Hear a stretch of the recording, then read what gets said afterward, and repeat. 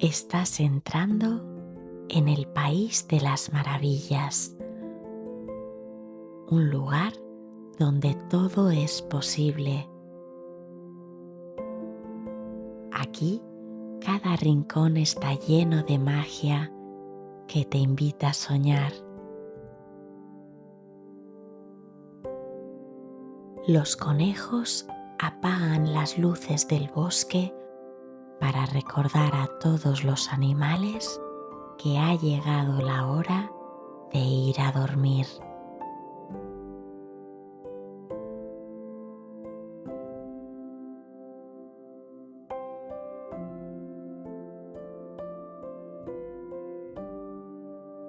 Los árboles mueven sus ramas como si quisieran abrazarte y darte las buenas noches.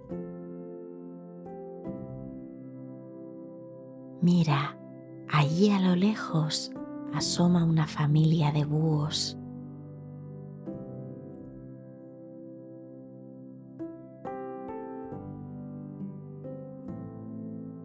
Sus plumas brillan con la luz de la luna.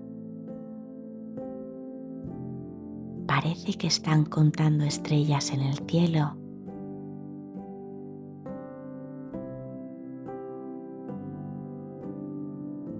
Las flores brillan en la noche y susurran dulces melodías que llenan el bosque de calma y tranquilidad.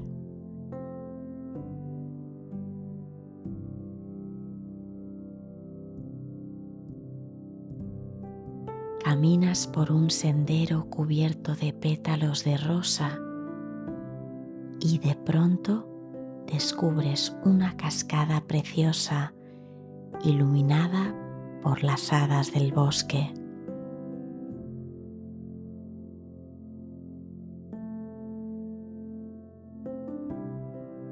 Te dejas llevar por la magia y cierras los ojos despacito.